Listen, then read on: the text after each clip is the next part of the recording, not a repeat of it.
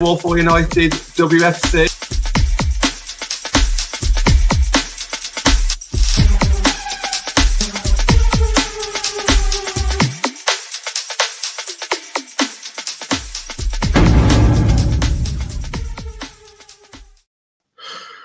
Good evening and sorry for the slight delay. Welcome to Liverpool United WFC. Unfortunately, at the minute, it's just me and John because Matt's having Wi-Fi issues with his router and whatever. So it's just me and him at the minute. So hopefully, if Matt gets that sorted, he'll jump on and he'll join us. However, you've got me and John. So what? No, not a bad combo. No, not at all. Yeah. Good evening, Vince. Good evening, Rob, and good evening, Lanzel. Thank you for joining us, as always. John, how are you anyway, first and foremost, pal? Yeah, I'm very well, thank you. Thanks for having me on. I'm looking forward to being nice on your show. So, we're going to have a few discussions about how we are on from this season. Last season, this season, whatever it is.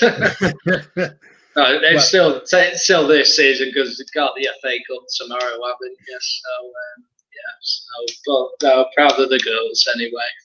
Yeah, absolutely, mate, absolutely.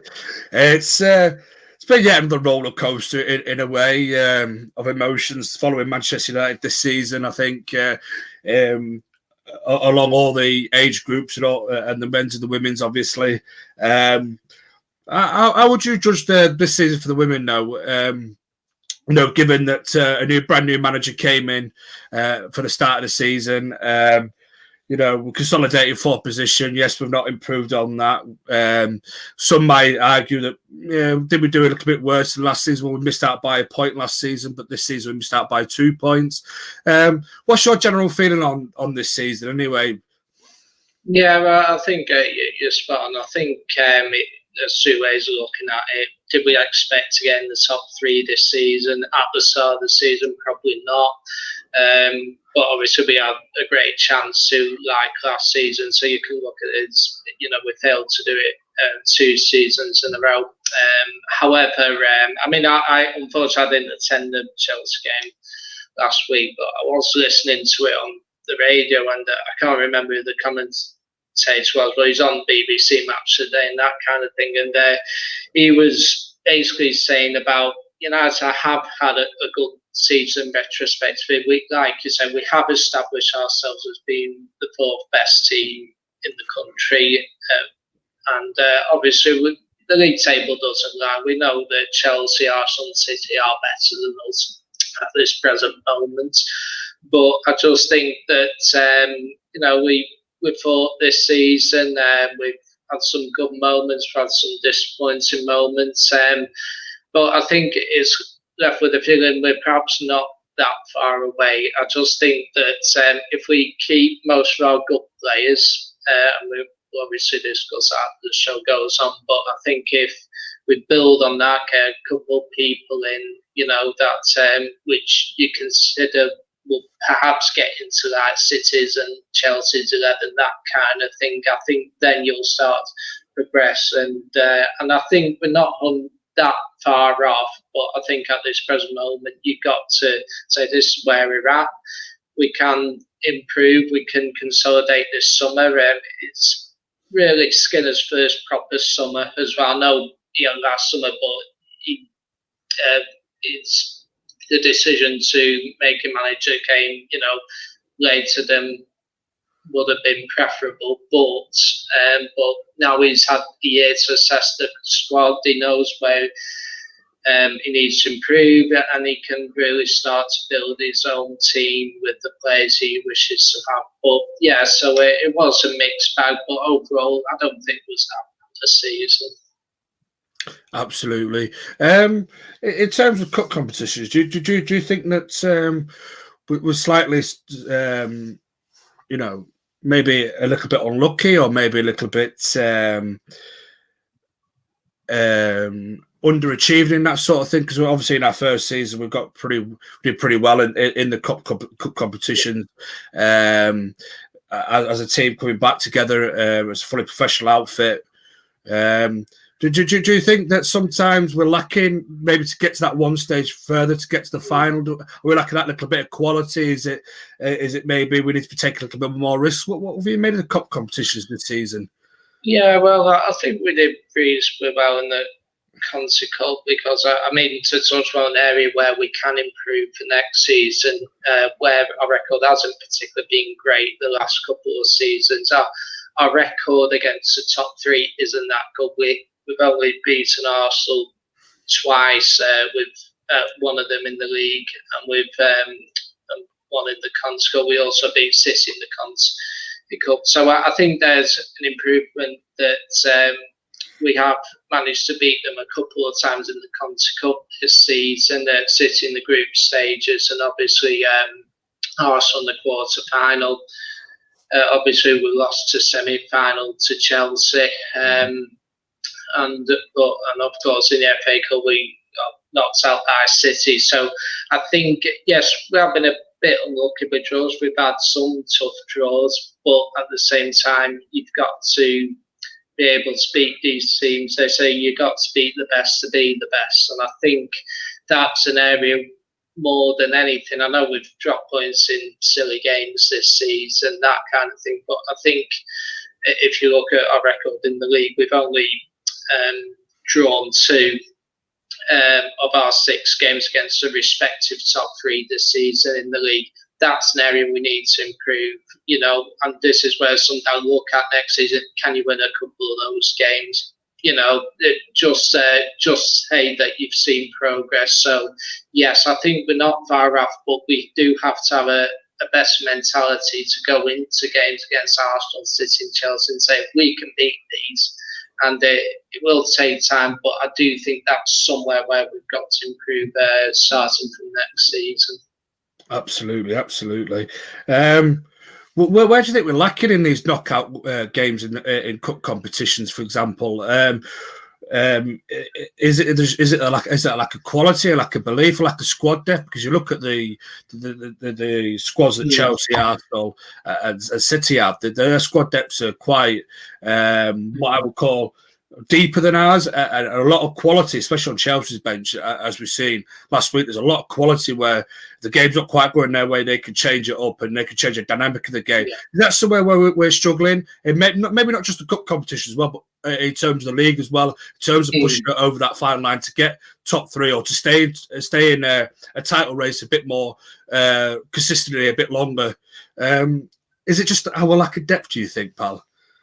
I think so, yeah. I think because criticism of Skinner this season has been he hasn't brought subs on at the right time. I think one of the reasons for that is the quality to come off the bench isn't to the level of what City and Chelsea, like Chelsea, for example, can put 2 different teams out and still beat anybody, because they're that good.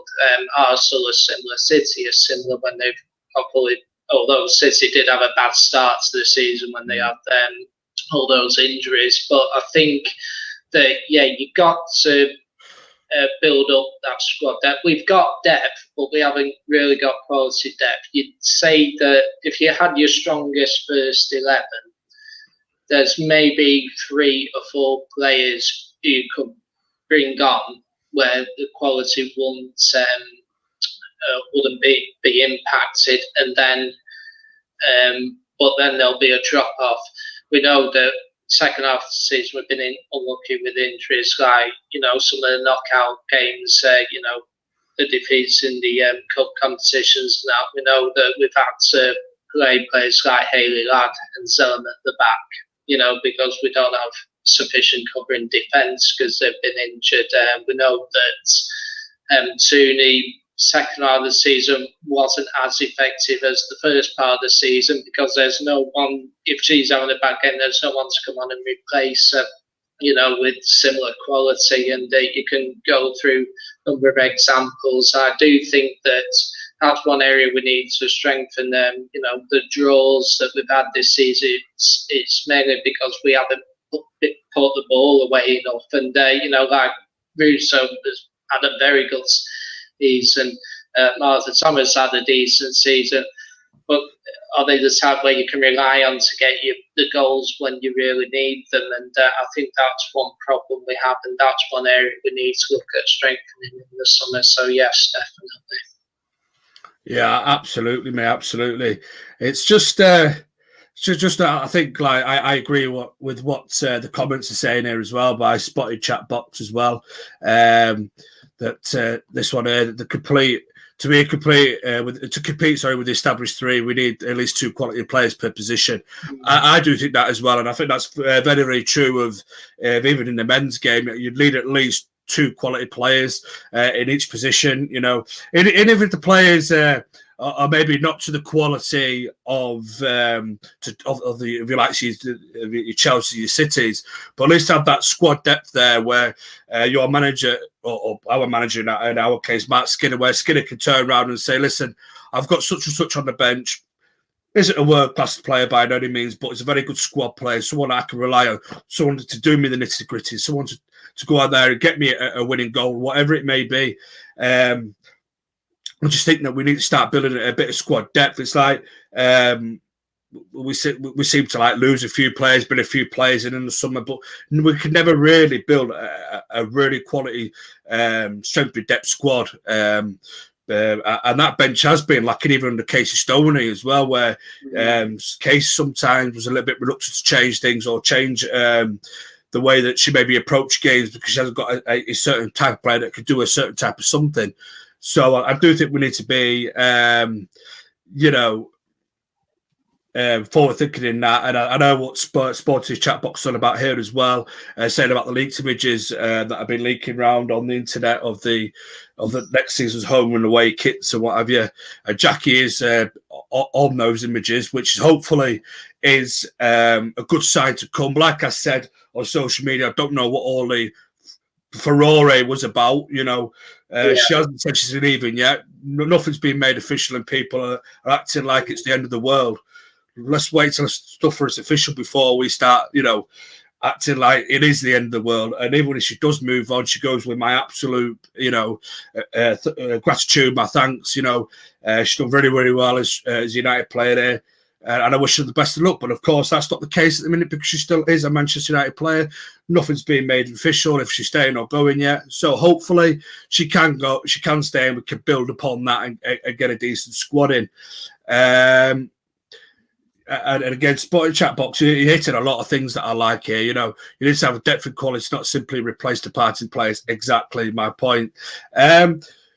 I'm just going to bring it back a little bit, if I may, John, because I believe this is your first season really watching the women's team go to Leeds Sports Village, go to away games where you've been able to go to. What have you made overall about the women's game, and what's impressed you the most? I've really enjoyed going to games this season. My first game was, I started watching them on Sky, the Reading game, first game of the season. I watched a couple of games on the TV, and that inspired me to go to my first game, which was the derby in October. And I think what struck me was the atmosphere. It's really lively. Obviously, it's nice that you got family-friendly chants as well, I think, and there's kids about. So I've been impressed, especially with the Old Trafford game and also a couple of games at SB, seeing young families coming through and watching the women's. And overall, the women's football has been good to watch this season. I think it gets that press at times from certain supporters. It's obvious that the women's game won't be as quick as the men's game, for example, because naturally men tend to run quicker than women usually. But overall, it's the quality has been good. You've seen some good football, and I was impressed as opposed to the men's team. The women fight for each other on the pitch. They fight every blade of grass. They play for each other, and if there's no shouting at each other, no flailing of arms or anything like that. So yes, of course, players make mistakes and that kind of thing. But what I've been most impressed by is that the connection between the players and the fans as well. Like after the games, you know, them taking pictures, signing autographs for the children and everything. You know, it's a real connection between the players and the fans, and that's one thing that's touched me why I've loved this season, because it's given us that connection. Maybe it's been strengthened by the fact that with that COVID before this season, we weren't able to go to games and that, and now all of a sudden we were able to. There was great anticipation. I think the atmosphere, not just at United, but in general, has had a great value to women's game. I mean, probably they've broken the record women's FA Cup attendance. I think 40,000 is going, which is obviously a tremendous achievement. So clearly the game is growing all the time. It's still got a bit of time to, you know, become, you know, to get, you know, higher recognition, that kind of thing. Obviously there are concerns about, you know, player contracts, the pay they pay. I know there's been discussion about maternity leave, that kind of thing, and I think that's something that needs to be addressed long term. But overall, I'm very happy with the atmosphere, the connection between players and supporters, and overall, it's been a good season for the Women's League in general, I feel. Absolutely. I echo every word you say there. It's fantastic. The FA Cup final tomorrow is. I think it's near the 50,000 mark. It's gone over the 50,000 mark. Like you said, it's going to be. It looks like it's going to be a record attendance for Women's FA Cup final, which is fantastic. And certainly for Chelsea fans, I know they don't have far to travel in respect that they are in London, but both their teams have been in a double FA Cup final, you know, back-to-back days, which I think works better, I think, than having it sort of one week the men's and then a couple of weeks later the women, or whatever way round it's been in the past. I think that's brilliant. They're doing it all on the same weekend. I think it gives it an extra bit of you know, sort of recognition. That's the word I'm looking for. Yeah. So especially for the women's game as well, we're trying to grow it. It gives it that recognition that listen, you're having it back to back. You know, it's. I think it's probably the way to go. If I'm being honest, if I'm being 100% honest. But going back to United, pal, Mark Skinner. He comes in at the start of the season. Wasn't I think it's. To put it politely, it wasn't everybody's cup of tea. You know, people were asking what's he on about when he's going about red waves and all sorts of stuff. Speaking like I don't know. I don't know how to really describe it, but speaking absolute gibberish, I think is the word I would use. But I think he's grown from strength to strength. I think he's a really, really good coach. He's a really good manager. He's got a great coaching team in there with him. But what have you made from him from the start of the season, where he was maybe not everybody's cup of tea?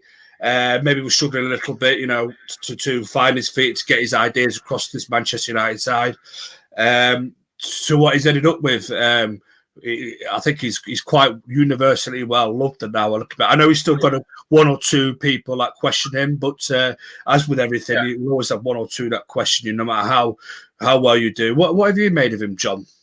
Yeah, I think he's done a good job. He's had a steady first season, and I think there's a lot of people saying like, "Oh, we saw this season as didn't really have many targets and that kind of thing." Well, every team has targets at the start of the season, and I think it took him time to get used to the role, being manager at Manchester United and that kind of thing. I think it took time for his playing style, for the players to get used to it. We know that certain players at the start of the season weren't as effective as they have been last season. You know, players like Goalkeeper, for example, started seasons early, but as the season went on, she got better, for example. So, and I didn't obviously support the women's team when it was Casey Stoney, and I only really started following them from the start of this season, so I missed all the discussions about the to when he was appointed. But from what having conversations with people who have followed the women's team for a few years now, they said at times this is the best football they've seen at times, and I think you can see the style that he's trying to implement. I think the period between December and January was probably the strongest period, because we were controlling possession and we were scoring quite a few goals around that time. I think we won something like 6-7 in a row or something, but I think that was when you really began to see the team evolve and the style he was trying to implement.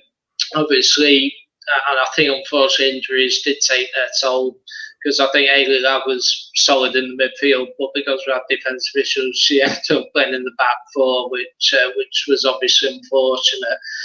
But you can see what he's trying to do, the style he's trying to play. I think it's just about trying to get those, and we got a solid base as well. We got a solid team. We just need, a few extras in before we could be considered a major challenger. So I think overall he's had a good, solid first season. That's not to say he got everything right. There are just criticism. There are times where he didn't change the game quick enough, that kind of thing, maybe questionable subs. But overall, I think he's had a good season. And hopefully now he'll get the opportunity to build a team in his own image and take it from there.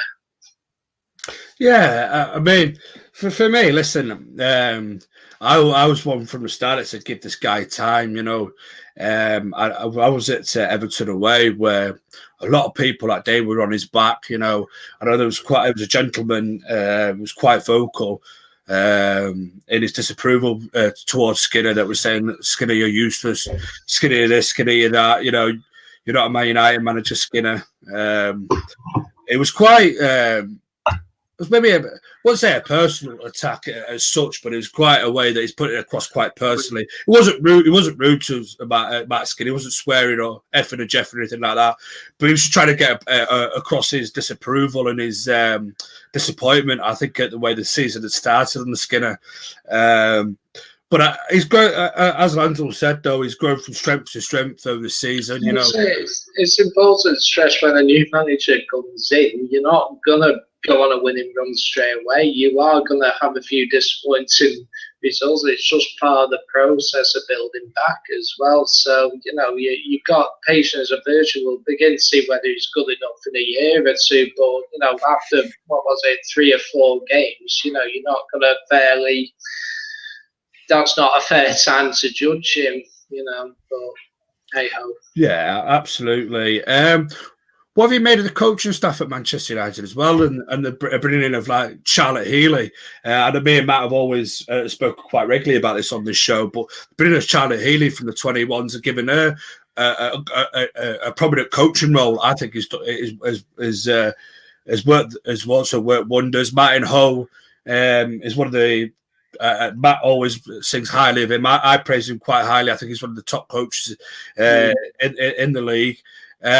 Just about his coaching staff overall as well, because I don't know if you've noticed it at the start of the season, maybe even as we're coming towards the winter break, where Mark Skinner would always be the one that would be on the sidelines, shouting orders across and everything. But now, especially after the winter break, it was more prominent to see that Martin Ho was doing more of that, and Mark Skinner was maybe taking more of a back seat and taking the game in a little bit more. What have you made of his coaching staff? Are we right to be am I right to be optimistic that we've got some of the best coaches in the league? Yeah, I think, like you said, we've had some good games this season. I think we play good football this season. You'd see, particularly at LSV, the number of times we've been like 2-0 or 3-0 up at half time. We tend to start on the front foot in most games usually, and we play good football, good possession based football. And I think, like I say, it did take time at the start of the season. It wasn't clear to begin with, but from December onwards, I think it became clear that he stopped the midfield. He it was playing like Zelen, Glad, and Bo Reese are in there, and they worked well off each other and that kind of thing. And I think that basically the main criticism is they obviously tire towards the end of the game, and I think this goes down to squad depth. As soon as you start bringing on 3 or 4 players who aren't as good as your main players, then you can't keep doing it for 90 minutes, unfortunately. And I think overall you can see what we're trying to play. We do play good football. I think in many ways the Chelsea game summed it all up last week, because first off, we were very good. We were on the front foot, and we were obviously 2-1 up half time, and deservedly so. But then second half, Chelsea went up another level. We started to tire, and unfortunately we lost the game. And that's maybe the perfect way to sum up this season, because we started well, 45 minutes to an hour, but then from the hour mark we tend to tire a little bit. But then the players we bring on aren't as good as our first team or the team that he puts out, and that's where I think we need to strengthen. So you can definitely see an identity. It's just about build up the squad depth with quality, and then you can then play more consistently, throughout the season for 90 minutes. Where do you think we struggle this season, mate? In terms of on the pitch, we've obviously spoke about some of the highs there. Like we can see an identity there. We have been playing much better football than maybe we have done in previous seasons. But where are we struggling? Are we scoring enough goals, for example? Because the one big criticism that I had of this team, certainly at the first half of the season, was the lack of clinicalness in front of goal. Are we clinically still lacking in front of goal, do you think? Do we need to go out there and maybe buy an out-and-out goal scorer? And nothing against Becky Russo. She's come in. She's done fantastically well. Do we have to go out and buy a world-renowned goal scorer like the likes of Chelsea got with Sam Kerr, for example?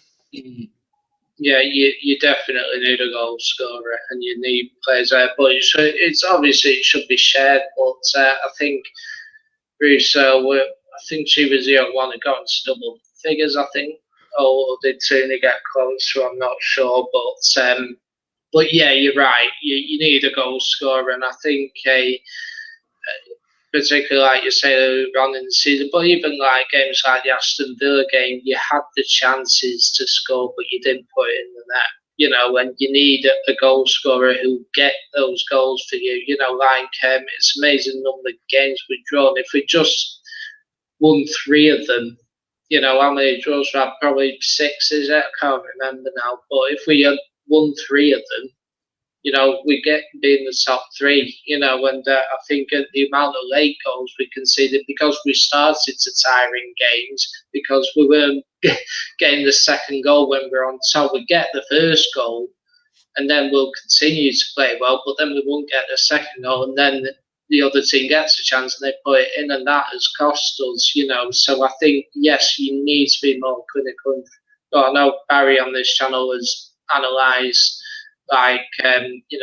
number of shots to goals of that City, Chelsea, and Arsenal are far better than us. So I think also it's about, these teams are capable of scoring 6, 7, 8 in a game. We're capable of scoring 5, maybe 6 on a good day.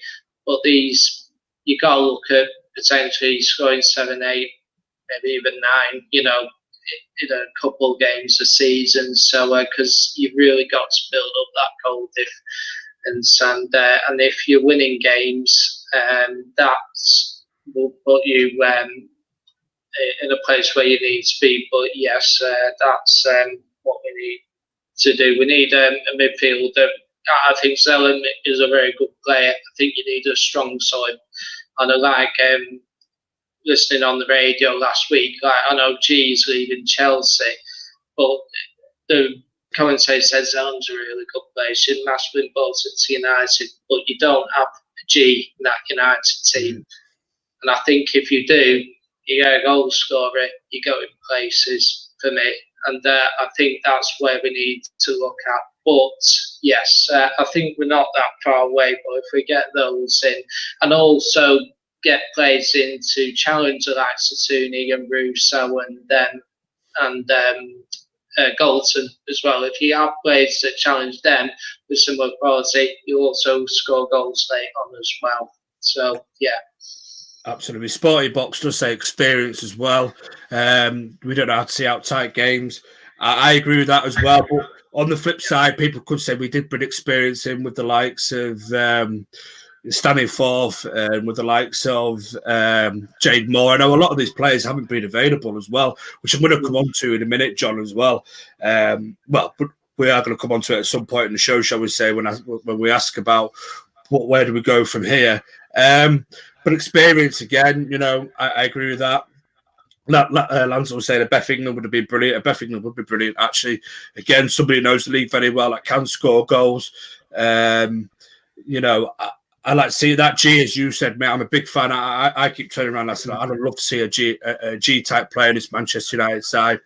I think, I think that would really, really, really, really set us apart in midfield. I'm not saying that. Again, nothing against Jackie Groenen, nothing against Ella Toon or anything, but it's a different type of player. And a player, and her through ball for one of the Chelsea goals last week was absolutely unreal, splitting our defence absolutely in two. So I think, and I think you just look at Sam Kerr last week.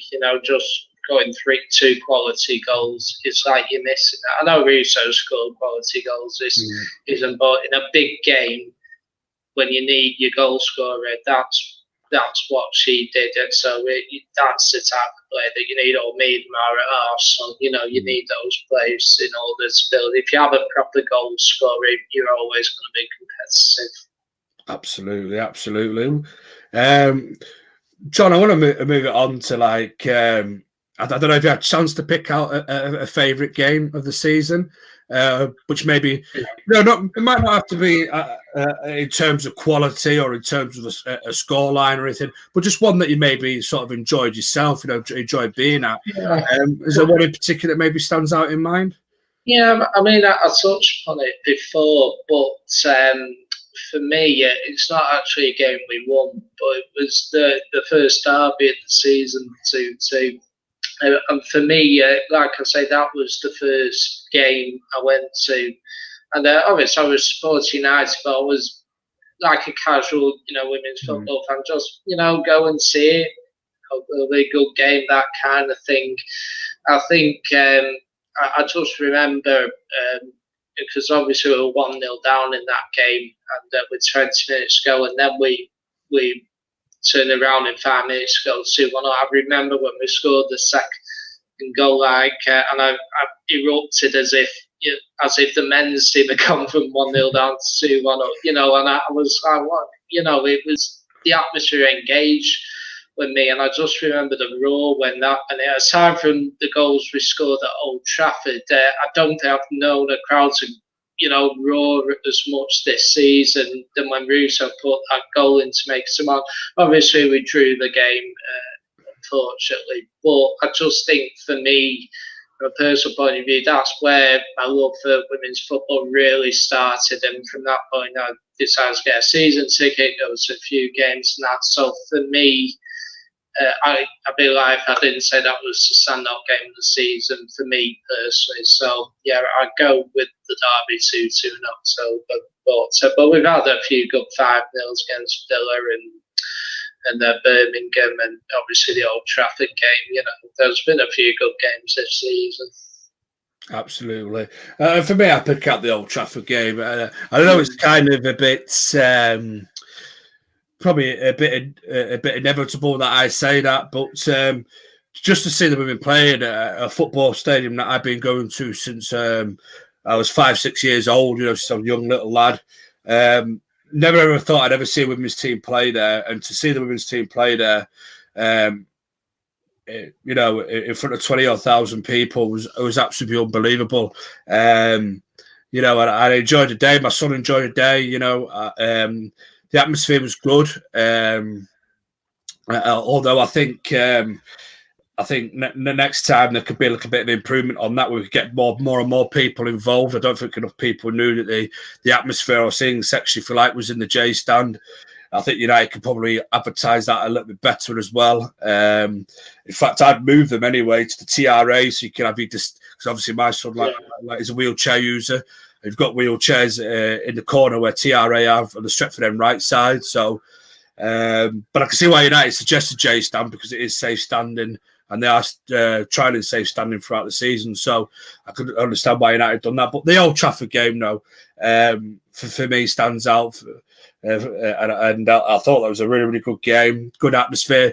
Everton obviously brought a handful of fans as well. And they made noise because obviously there was above me and Zayden. So they made decent noise, to be fair to them as well. And let's be honest with you, Everton are not the best supported team in the WSL. Not by a long shot. There's no disrespect to them, but they're not. So I think that one stands out for me. And the Russo header there as well, when she looped it over the keeper. My son sort of nearly leapt out of his wheelchair. So that's what I'm going to go for goal of the season. I know it wasn't spectacular. I know it wasn't the greatest score you're ever going to see. But just for the fact that my son's almost tipped himself out of his wheelchair celebrating that goal, that's why that one stands out for me. I have forgotten to ask you if you got a goal of the season. I know there's been plenty to choose from, mate. You know. I suppose it's difficult to say good, but because there's been so many. I think individually you'd have to say maybe Russo's at Tottenham would have to be up there. You know, that was a fantastic goal.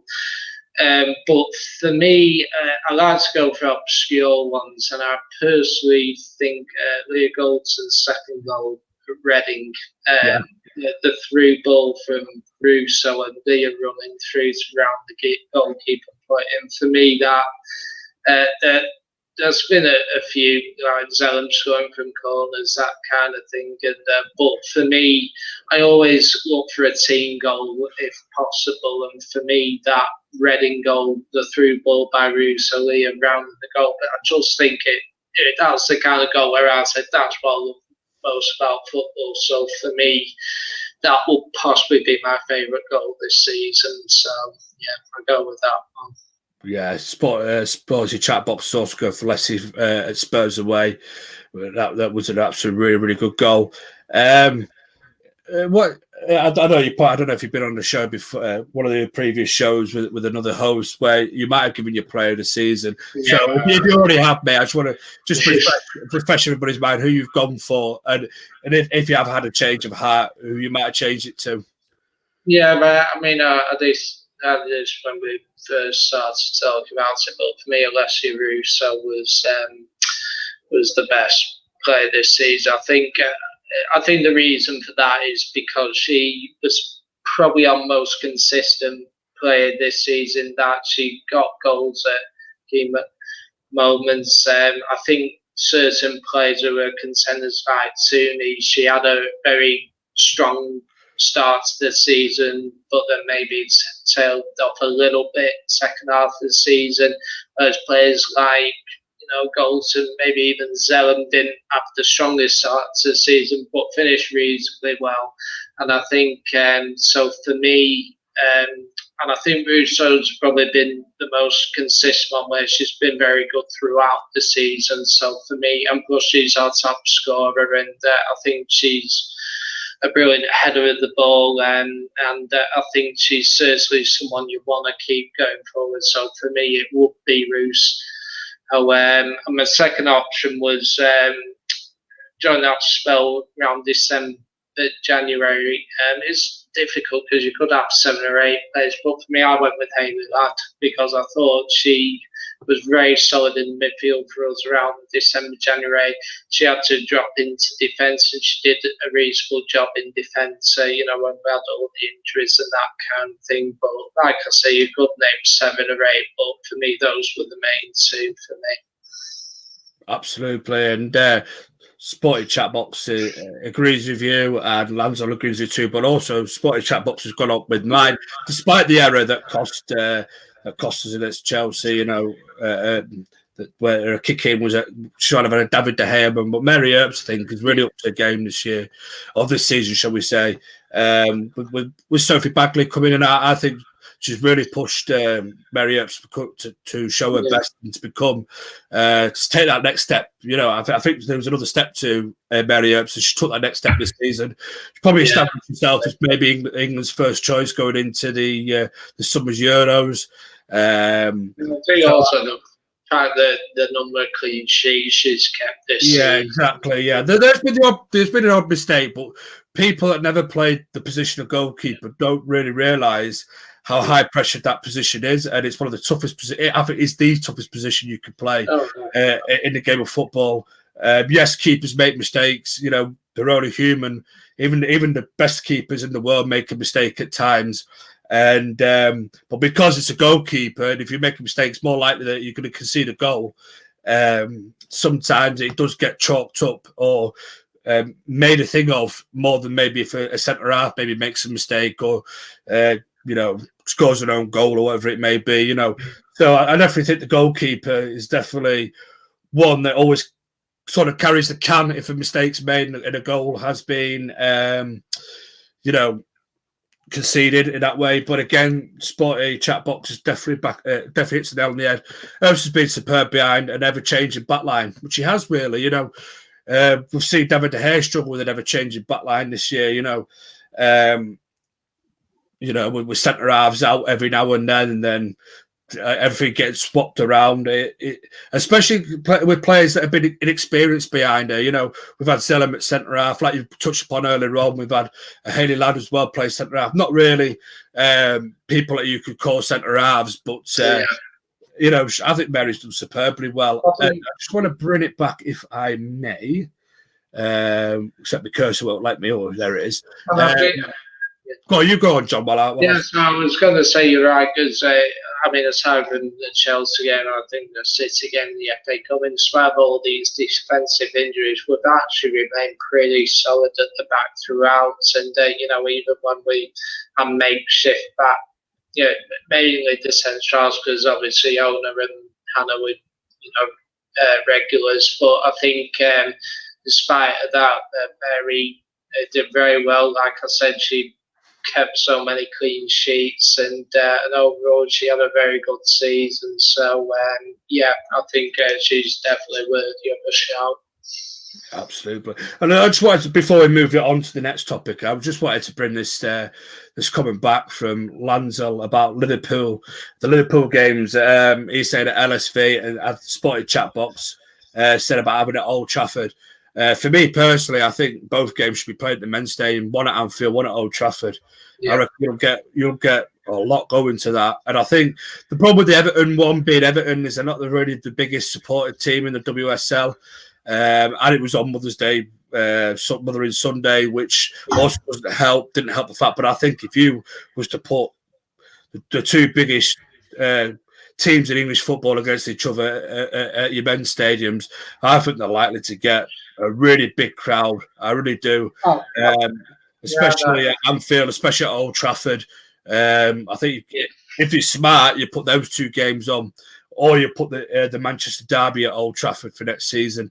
But depending on obviously if there is, if they want to be playing games at Old Trafford next season, which I think they should be doing at least one a season now. I think, you know, where we do go play in the men's stadium to drum up more interest, you know, to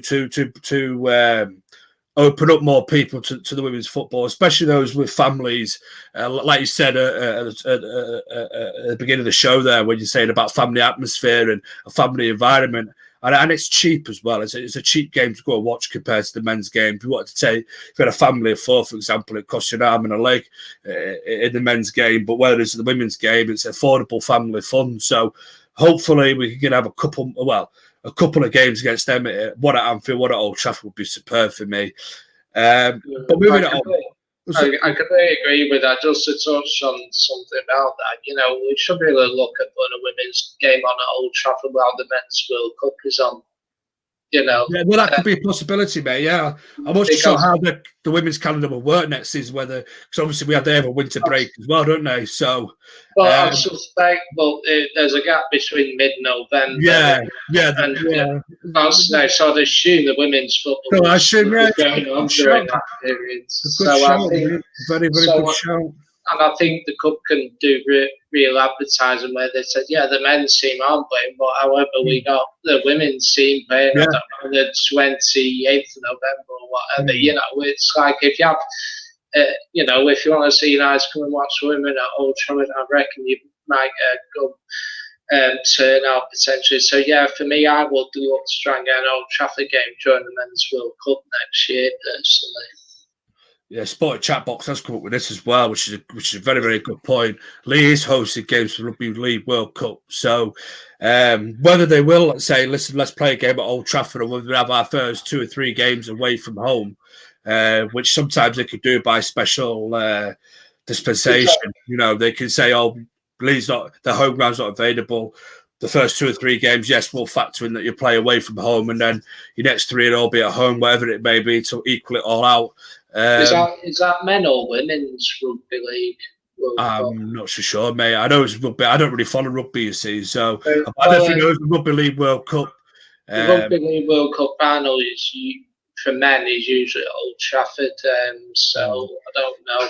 But if it's men, I couldn't tell you about rugby, unfortunately. I'm not a rugby fan, but yeah, that's a very, very good point. Now that Lee, so it could Old Trafford could, or we've got a couple of the backup stadiums, one being Altrincham FC and the other one being Hyde. So there'll be a couple of the backup stadiums if we need to.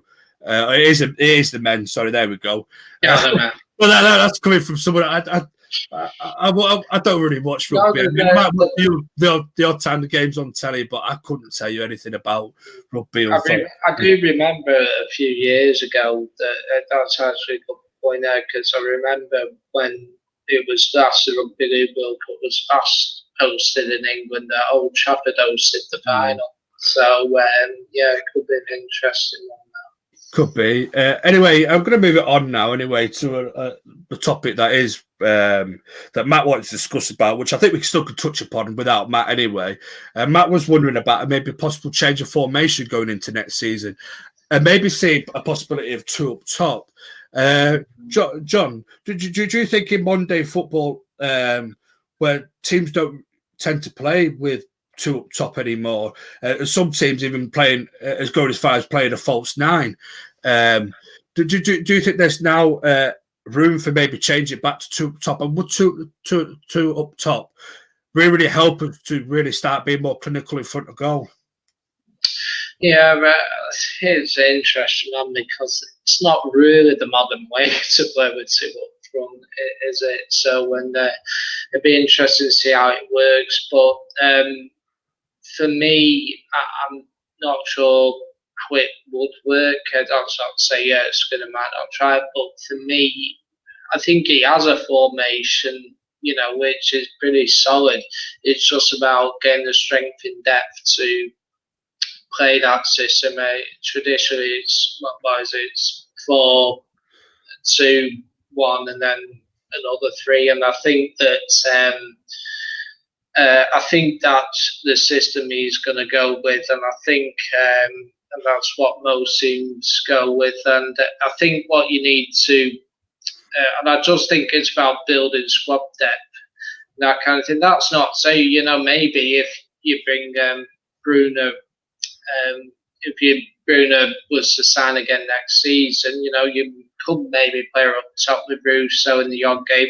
Maybe if you need a goal with 10 minutes to go or something, maybe then you could try a front 2, perhaps, that kind of thing. But for me, I think the formation is pretty much set, and it's about getting the players to play to that system. But I think we'll only really start to see 2 up front if you need a goal or that kind of thing. But for me, I think he's going to stick with that formation personally. So yeah.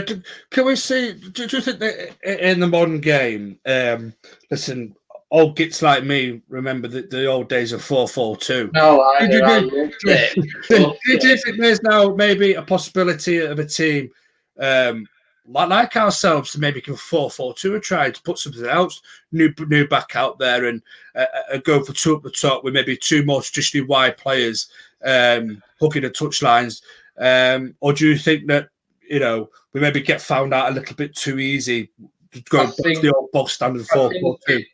It's a risk because you've got I think mainly it's the midfield. If you're playing two central midfielders and the other team is playing three, it's going to be difficult to win a midfield battle with two rather than three. And I think that's why I think a lot of players played. So, I mean, in the men's game, there are certain teams that have played a 4-4-2. I think Sean Dyche did it early, when it worked quite effectively.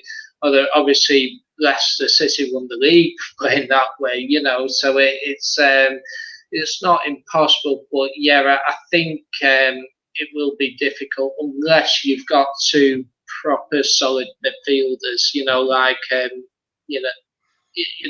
two really good players who won't allow themselves to be dominated. And I'm not sure we have that, because if you don't have a proper solid two, or almost world class two in there, then they're probably going to be swamped by the other three, and then you have the plus about playing a 4-3-3. You can come in, which you can go out with, whereas a solid 4-4-2. As much as I would love to see it again in football, because for me that's the way I was brought up. That's the way I love to see it, but I just don't think there's any room for it in the modern game if you want to be successful. But maybe one day we might go back to it, but I can't see that happening. Just a question here I'll pose to you here, John, from Sporting Chatbox. Do you think that the squad at Skinner's disposal drove the 4-2-3-1 formation, and that may change? That may change after he's made changes to his liking, especially after the summer transfer window. He's going to get the majority of players that not majority, all the players that he wants in. Hopefully, hopefully all being his first choice as well. It's going to be more his team, more his of his liking, more of his sort of philosophy.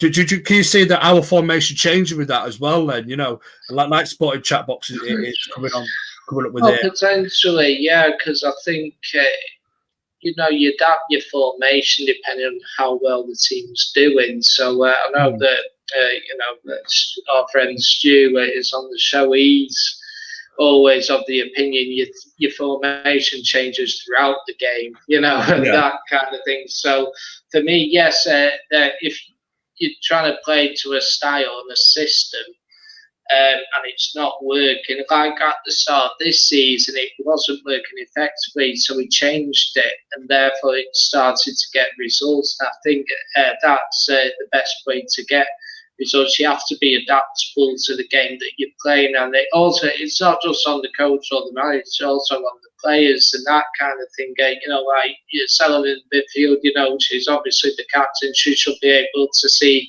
whether something isn't working. It's like, right, you need to tuck in more, or you need to go out more, you got to support your defence and that kind of thing. So yes, you got to be adaptable and that kind of thing. And I think it's about game management as well. And yes, obviously it does come from the coach, it comes from the manager, but it's also based on, the players are playing the game, they know what's going on in the game. If they're struggling, they can say, this ain't working, let's try something different.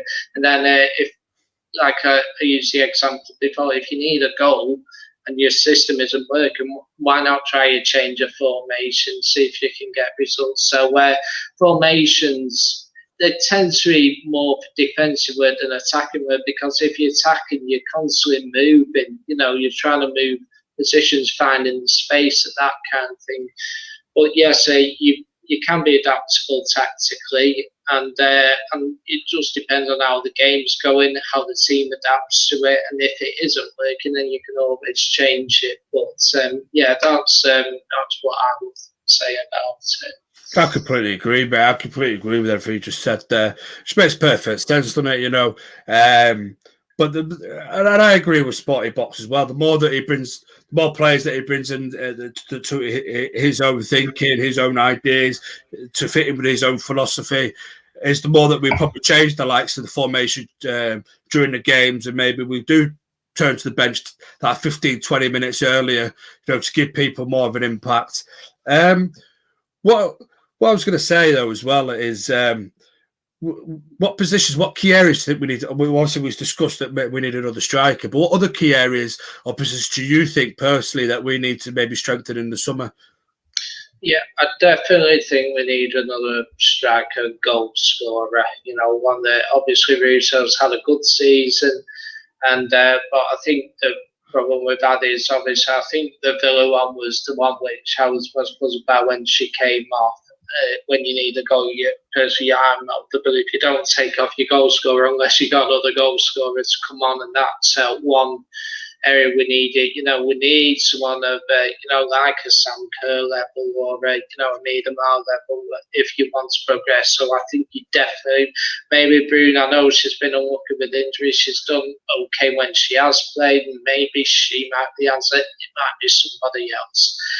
I also think you need a proper, solid central midfielder.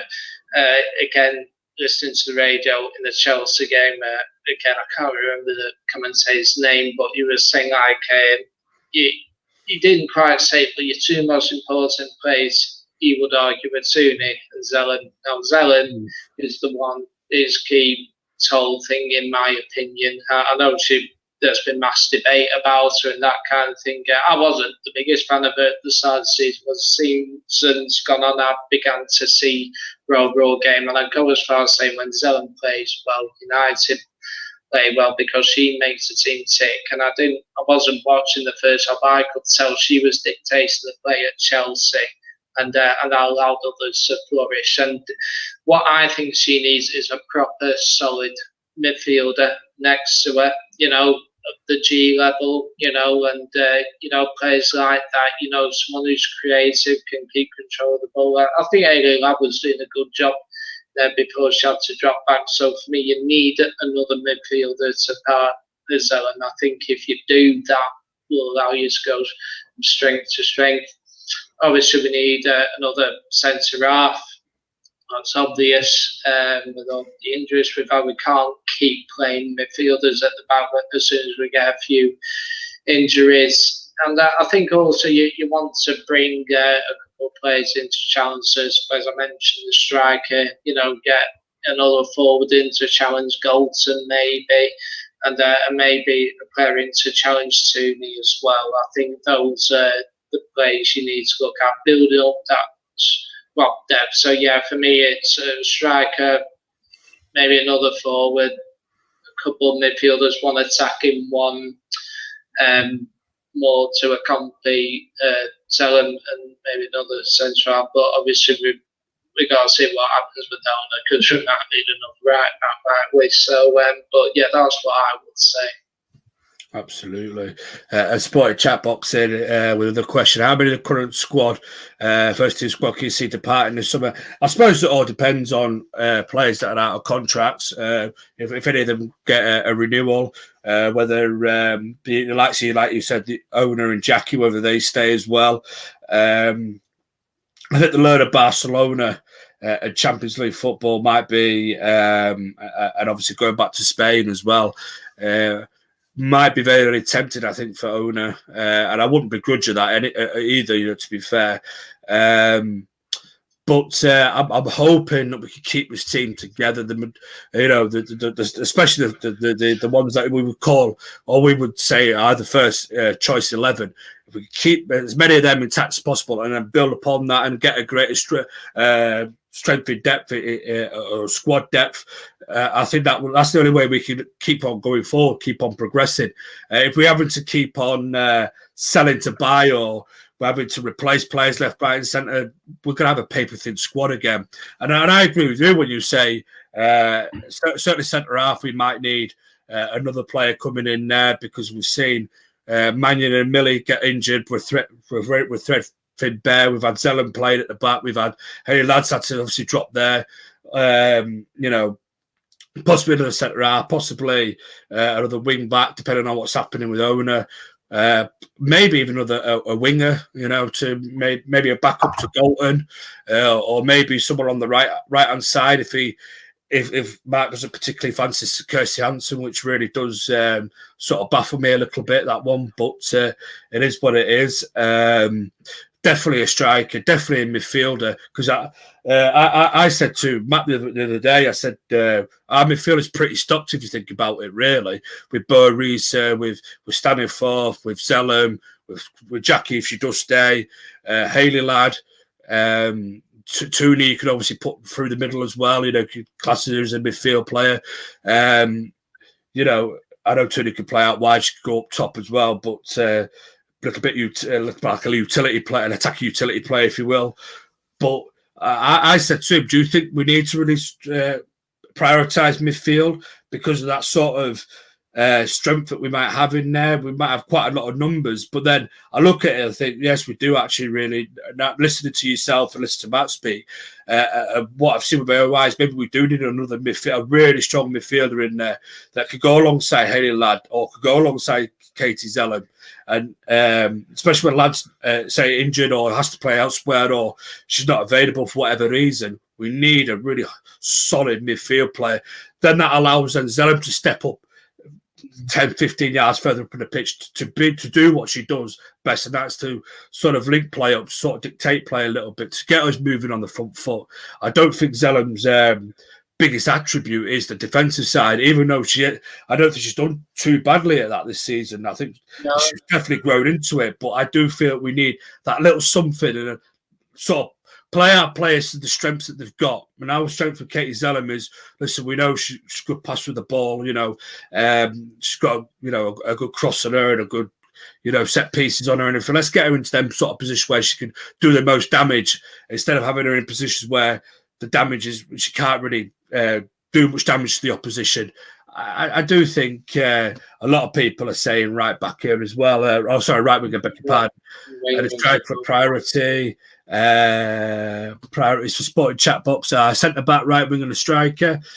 I think James says here striker and centre backs. Does Moore have one more year left? I think she does, doesn't she? If I remember correctly, I think she does. Yeah. But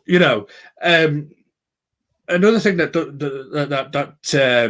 sort of makes me think: can we see with the success of the under-21s winning 2 trophies this season? Yeah. I posed this question to Matt, and I'll pose previous shows, and I posed this question to you. Do you think we'll finally see a couple more of them young players start blooding in from next season? I think there's that possibility, right? Because I think it'll be interesting to see. I think the Conti Cup will be the one which you maybe look to use a couple of them in, and obviously we'll have to find out what the draw is for that. But yeah, I think that you definitely want to start looking to see, because I've made a point of repeat. Obviously, Karna's gone back to Norway now, but I think that it's clear that the devs are too good for that level. They've smashed every record imaginable this season, so they are too good for reserve levels. So I think you need to start identifying which players maybe could have another season with the devs. You need to start looking at that. We've done with kind of Solskjaer, maybe it's time you to try and maybe that was private agreement with Ollie, I don't know. But it's you need to identify some of these players. If they're not going to play in the first team, you've got to look at moving them elsewhere, and potentially, maybe Championship, maybe lower WSL, like a team like Aston Villa or someone like that, or Leicester. And I think you've also got to try and see which ones are worth investing in, which players have clearly had good season, might potentially be ready to get a go in the first team. Now, obviously, we all know about there's a big gap between playing at youth level and playing at first team level. That's the same for the women as it is the men, of course. I think it's about easing maybe a couple of them in, next season, introducing them into Conti Cup games, that kind of thing, if they're impressing. And I think that's something you'd like to see going forward. So obviously, you can't rush them in, because that could be, a dangerous career, their United career. But I think, you definitely want to see a couple coming through, and maybe another few potentially going out on loan, or maybe going to a level which is suitable for them. So yeah. Absolutely, I'm sorry I didn't watch that last night's show much. A little bit busy. I have to catch up on that one anyway. But apparently somebody said if Carrie Jones can't get a start, he's in either. The thing is, the question that I posed as well to Matt before as well was about these devs, about blooding in youth players. Manchester United have always had a history of blooding in youth players at some point, or always giving them a chance when players have been injured. And I think I look back at it, I think did Skinner sort of panic in the January window? He's brought in two players that have not really been involved at all in Brune and in Jade Moore. We always knew that Jade Moore was struggle to make it towards the end of the season. But why couldn't we then chuck in some more of it, like someone like, for example, Maria Edwards, that's banging in goal left, right, and centre, that's been out on loan to clubs in the throughout her career. That has got that sort of first team experience. Why can't we sort of gamble on her and maybe put her on the bench? And I just feel like sometimes I think.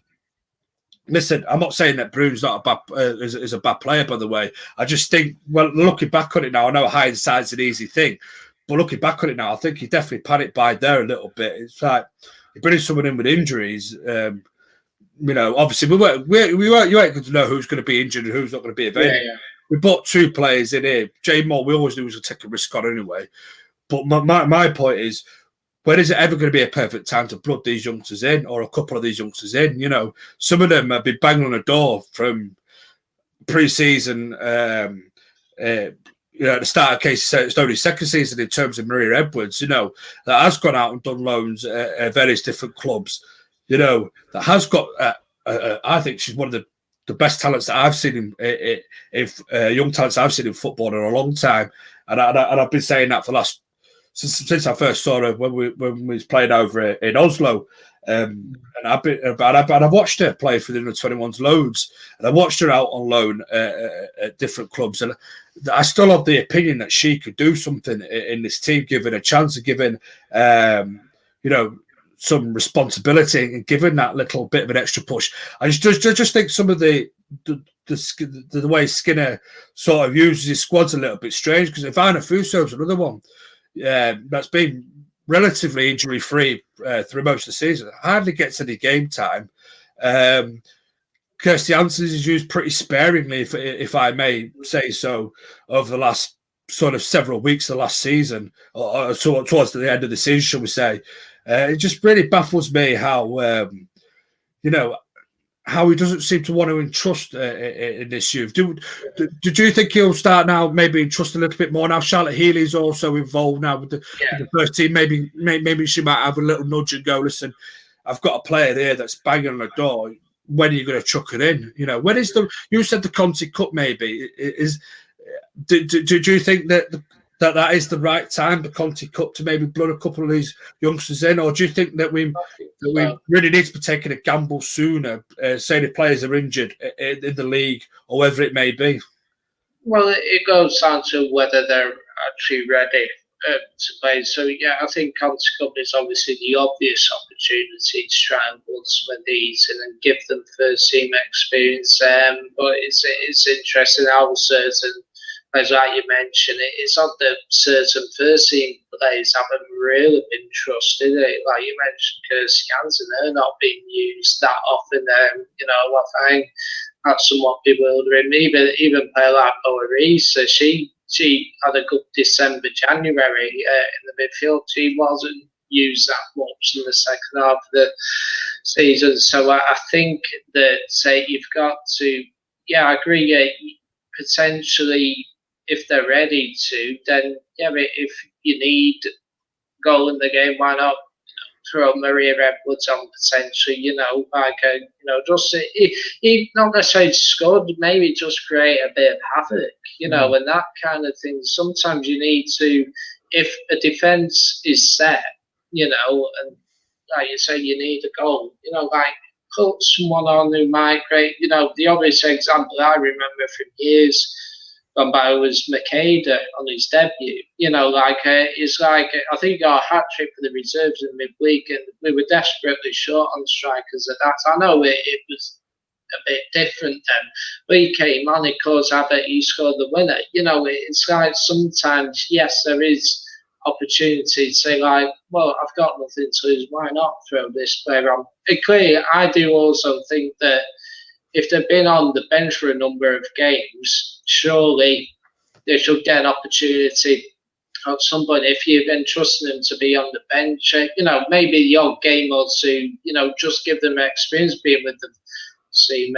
But I think also an opportunity could also be if you say, like, 70-minute mark, you got your 3-0 up, for example. Maybe that's a time to introduce some of those players as well, and give them the opportunity. So you got to be careful when you introduce them. But yes, there might come a point where you just say, well, why not? And trust them. Like if they're being picked directly on the bench, they must be decent. So they're doing something right. So why not try and get them on? But yes, I think if I like to see some of the youngsters come on more, maybe when we're winning comfortably, like 4-0 or 5-0 with 20 minutes to go, that kind of thing, and also the Conti Cup. That's where I would personally look to use them. Yeah, just on this from Spotty Box, I will end the show in a minute. I know it's been dragging on for a little while, and I'm sure John's got stuff to be doing this evening. But there aren't enough games to us playing at Devs. Well, I get that. Listen, I know when we chase Champions League football, and we want to be to go progressing in cup competitions. But listen, for the sake of wasting money on injury hit players and players that are coming in with injuries, why can't we trust it in somebody from the youth team? Marcus Rashford famously made his debut in the UEFA Europa League through injuries to strikers, and then he became a mainstay after scoring a brace in the Europa League, and then going to score a brace in the Premier League against Arsenal the game after. So it can be done. Other players have done it. You said Makeda. Yes, it didn't quite work out for Makeda, unfortunately, at Manchester United. Makeda did it.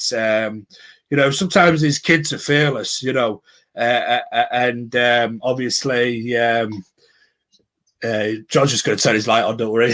he's not disappearing on us. And obviously, sometimes you have to trust in youth a little bit. You have to just go for it, I think. But yeah, I can definitely get what Spotty Chat Box is saying. I don't think there is the sort of depth in games that maybe the men's league has. The men's game has. Obviously, the league's bigger. There's a lot more cup competitions as well. If you think about it, if they're all in Europe and everything as well. So, yes, I totally get that. But I do think that we've wasted a little bit of money in January, and there's no disrespect to those that came in, but they've hardly been available. Senior Brune, yeah, she might be a great, fantastic player, but injury prone. Do we take that risk next season? Because Matt came up with a very good thing. I think it was on last week's show. When he was on about Mannion, with Mannion's injuries as well. We took a bit of a punt on her, and then she's broken down near enough every single season with the same sort of injury, roughly. So we need to be careful what we're doing. I think Yeah, I think that's an important point as well, because it's not just the men's team, it's not just women's, it's men's team as well. We consistently buy players who are injury prone and that kind of thing. And I think you got to not just buy the right players, to fit the system, look at their injury records. Sometimes you have a horrific injury that can happen. But I think if you having, like you mentioned, Mannion, she was very solid before she got injured. And she's a very good player. She's a very good player, man. I like her. And I just think you need to try and buy players who you can rely on to be fit for practically most games this season. I agree with your point on Broom that, I'm sure she is a very good player, and I'd like to see her. If she stays, mate, brilliant. You know what I mean? I hope she can kick on. You know what I mean? I'm not. There's no way me saying, "Oh, she's a bad player" or anything. I just think that we maybe panicked a little bit. And, we bought in Jane Moore as well as not being. We knew what the score was with Jane Moore in the first place. We knew it was going to be touch and go to get a proper motion before the end of the season. But again, and I know she's a really good player as well. And again, like if Broom does stay, I hope she gets fit and she gets a number of matches under her belt where she can prove that that she can cut the mustard. She can score goals and take us on to the next level. But maybe it's just me. Maybe I'm being a bit of an old romanticist, mate. I'm used to seeing youth coming through. We look at the men's side, under 18s just won the FA Youth Cup. Garnacho being the player that was on everybody's lips, could possibly get even more game time against Crystal Palace, next weekend. So we'll have to wait and see. But it's just that it's just a question that's always sort of been bugging at me. Why have we not seen more of these youth players come through? The likes of your Becky May that was in and around that sort of first team under Casey Stoning and picked up an injury and sort of has had to work her way back up. But she's a brilliant player, Becky May as well. Poppy Lawson, someone I think mentioned in the comments about playing her centre half. Why couldn't you had her on the bench, as cover, giving her an opportunity? She's captain of the under-21. She's a really good defender. Go on, sorry, John.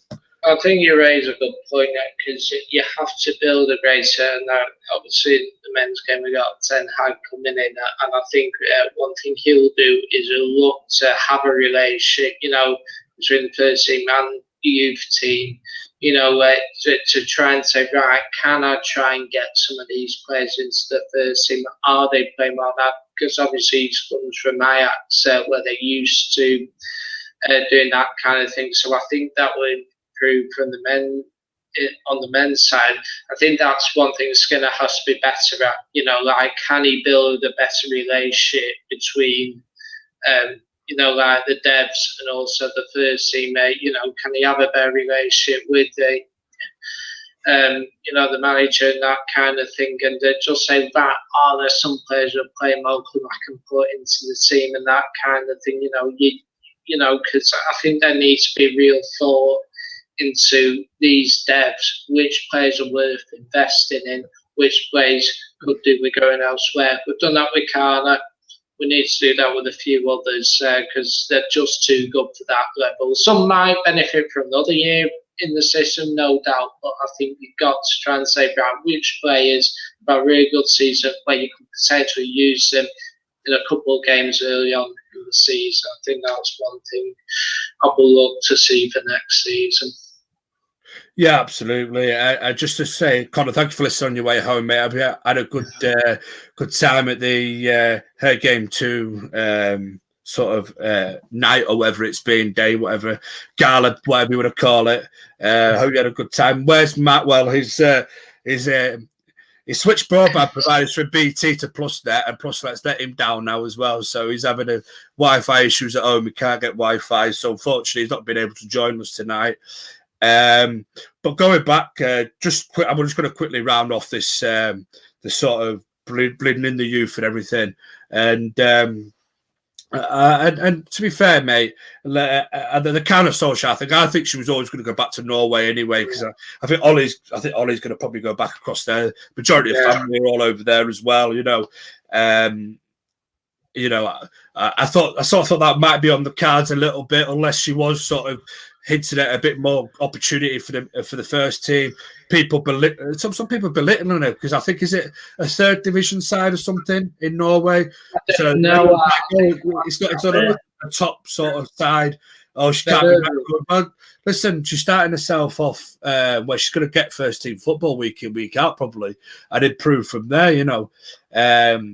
I've heard that they were in the second division. Oh, is it second division? I do apologise. And they might have got promoted to the first division. I'm not sure, but I know that they were definitely in the second division. Oh, the second division. I do apologise. I've got that wrong. But I see people have been belittling her, people that probably not seen kind of Solskjaer play. Yeah. But you listen, you have to. There's got to be times where you can't always stick in the 21s of devs because it's. To put Tony's spin on this, Tony, who obviously he is watching United Academy teams. Academy football is very vanilla. It is what it is. You can't improve. You need to go out on loan. You need to go make yourself a move. Go yourself first team football to really make your name in the game. And this is where, and as Lanzo said, kind of will improve. She may come back. You never know. She's done what she thinks is best in her career, and probably best. Obviously, she probably thinks that all her family's going back to Norway. So fair play to her. But the likes of Poppy Lawson, the likes of Maria Edwards, if it's not going to happen from next season, if I'll be discussing with Mark, I'll be wanting top WSL loan moves to the likes of your Villas and the teams like that, where you're probably going to get quite a bit of game time to improve yourself, even the top end of the championship, to one of the top sides in the championship. Certainly that sort of level, top end championship to like mid-table, bottom half of WSL, I would definitely get them in there, try and get them the experience they need. And for those that we do keep around, the ones that we think there might be, like your Maria Edwards, for example, that has been knocking on the door for quite some time now. I'd definitely have her around. Sorry, it's my bad.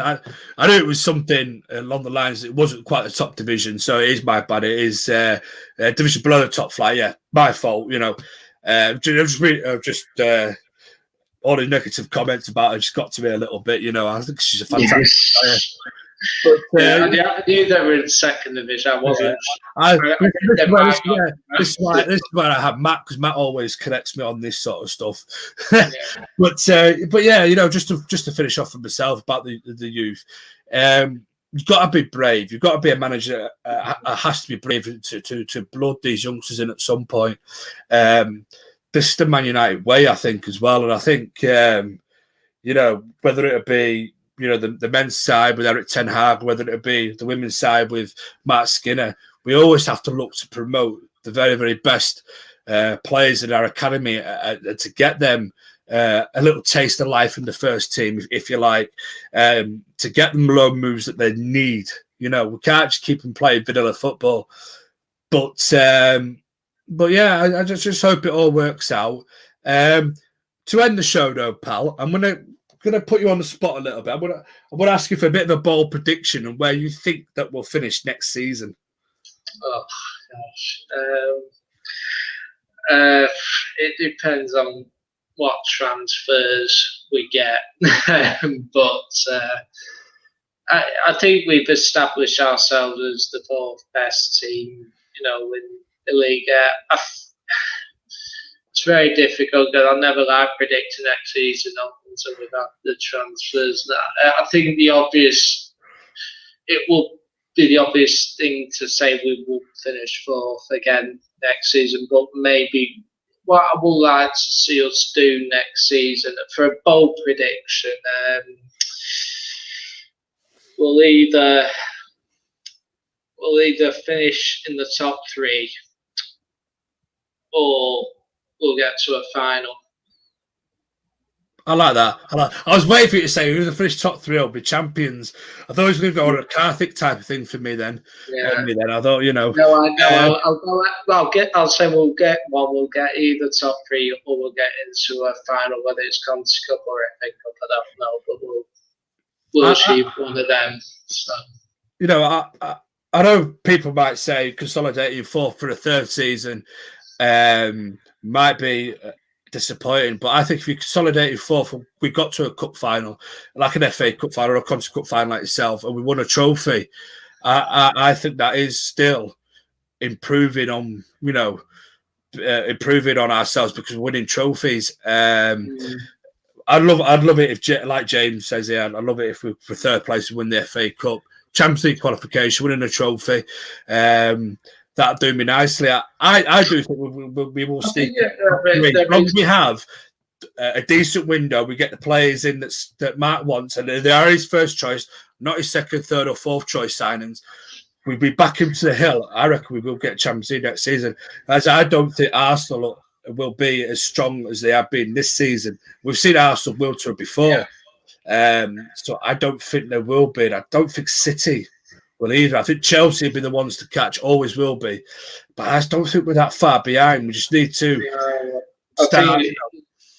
If we get the squad depth in place, and you've also got to factor in also that, City didn't really play in the Champions League this year. Obviously, Chelsea got knocked out in the group stages. Arsenal had to play in the knockouts, and you just never know. It can also depend on how far those teams get in the Champions League. Because I think if you get the right players in, we all know whenever you're in the Champions League, there's the possibility of dropping points on the weekend potentially. So I think we just got to make sure that we're ready and also win the games that, which we shouldn't have drawn, and that kind of thing. If we can do that, that's where I look for progress. Can we start winning more those games that we drew this season, and then can we close out games? Can we score more goals? I think that's a simple thing, and I think if we do that, plus if the other teams do well in Europe, let's say, that might give us a bit of an opportunity, perhaps. But we'll just have to wait and see, won't we? Absolutely, but yeah, I'm going top three. At an FA Cup, like James has said, I'm confident of that. Getting to a cup final, hopefully win a cup, because I'd love to win a trophy. I think it's about time now that the basis, the majority of the squad's been together long enough now. Hopefully, with the right signings, I will stress. Obviously, I agree with everybody else. So, top transfer window, we need to be challenging for at least a trophy next season, and hopefully get ourselves to the Champions League football. Anyway, I'm going to leave it there tonight. Anyway, I've took enough of your time up now anyway, and I've took enough of Paul John's time up. I've enjoyed it. Thanks for having me on. No worries. Thanks for coming on. But unfortunately, it wasn't the show that I was planning to do, because obviously I wanted to go more in depth with a few things, but I needed Matt for that. Unfortunately, he couldn't join us. So I've had to sort of play it like a little bit, by ear, a little bit sort of tonight. But we shall certainly get Matt back in the next week or two. We'll give people a heads up. This show might, I need to still speak to Matt. I need to still speak to Colonel Foster as well.